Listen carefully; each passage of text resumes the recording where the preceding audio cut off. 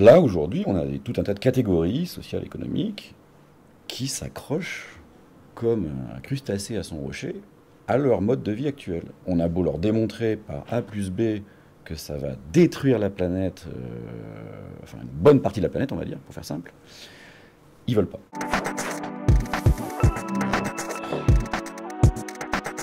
Je m'appelle Romain Calac, je suis vétérinaire de formation, je suis parti assez vite en Afrique dans des ONG de protection de la nature, et donc maintenant je conseille principalement l'Union européenne.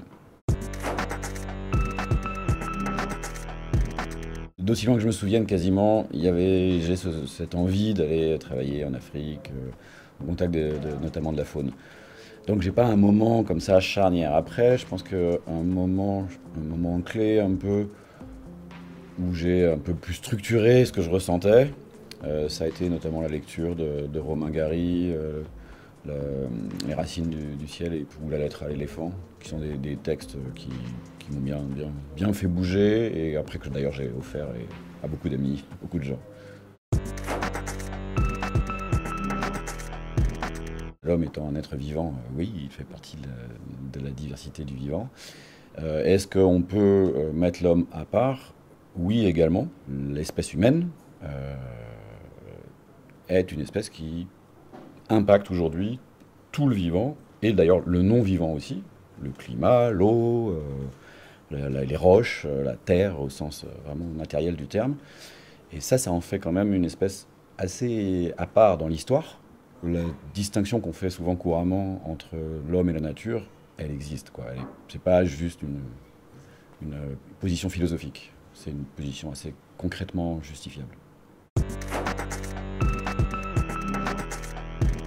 Les individus d'une espèce répondent aux pressions de l'environnement de manière plus ou moins adaptée. Tant que c'est adapté, ils ne changent pas beaucoup. Ils n'ont pas beaucoup de raisons de changer. En revanche, quand ils se retrouvent inadaptés parce qu'ils se sont déplacés et que les conditions sont différentes, certains individus vont se retrouver adaptés à ces nouvelles conditions. Et donc un individu qui était un peu différent du groupe, sa descendance va s'écarter du groupe initial et constituer progressivement une nouvelle forme de vivant. Et ça, c'est ce qu'on appelle l'évolution. La sélection culturelle, c'est un autre processus qui a émergé, enfin qui a succédé, si on peut dire, à l'évolution naturelle, mais dans la continuité. Et qui a vu, chez un certain nombre d'espèces, qui avaient deux caractéristiques. Un, elles étaient sociales, et deux, elles étaient intelligentes. Et il y a une espèce, parmi toutes ces espèces, qui a poussé ça très loin, qui est l'espèce humaine. Ça s'est joué dans les aptitudes à s'adapter, mais culturellement par les comportements. La malhonnêteté des débats tels qu'ils sont posés. Un exemple tout simple de cette malhonnêteté, aujourd'hui on parle de la 6e extinction.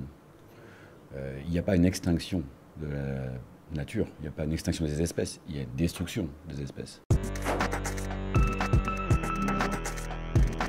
L'idée d'extinction, c'est quand même que quand les espèces disparaissaient dans les précédentes phases, c'était parce qu'elles n'étaient pas adaptées. C'était plus une évolution, par exemple, du climat, de la température, ça pouvait être éventuellement parfois des maladies ou des choses comme ça.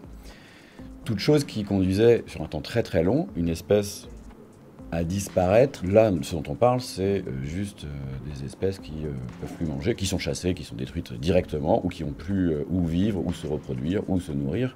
Donc on est quand même sur un phénomène qui est très violent et que le terme extinction traduit à moitié, quoi, si on peut dire.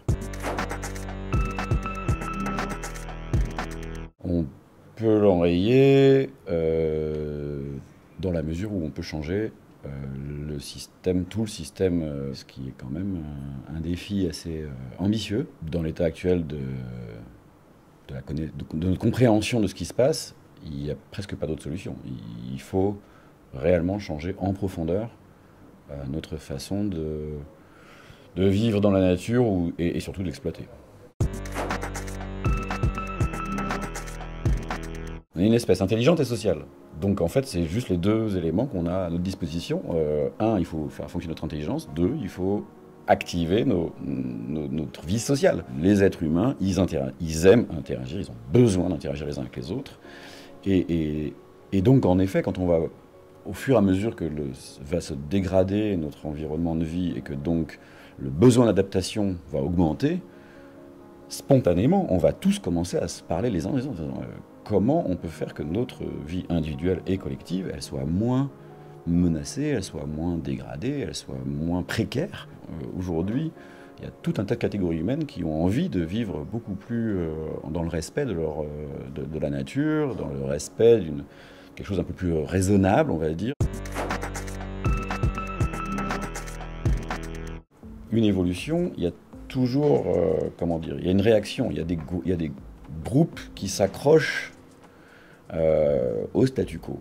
Donc si on prend des animaux ou des plantes, on va dire qu'il y a toujours, il y a ce qui émerge de nouveau, et puis il y a ce qui reste. Ce qui reste dans le passé, j'ai envie de dire, dans le modèle ancien, d'un point de vue politique, on dirait ce qui est réactionnaire, perd toujours. Avec le temps, il perd. Systématiquement. S'il y a bien une chose que l'histoire démontre, c'est que être réactionnaire, c'est être un loser. Pour résumer, on perd toujours, mais sauf que ça peut prendre du temps. Et pendant ce temps-là, on s'accroche.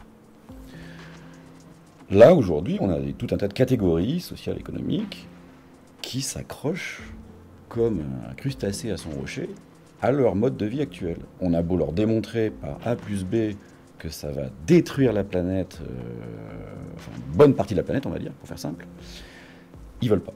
Ils veulent pas, ils s'accrochent parce que globalement ils ont un mode de vie qui leur convient, qui leur plaît, etc. Il faut admettre qu'il y a des affrontements au sein de l'espèce humaine.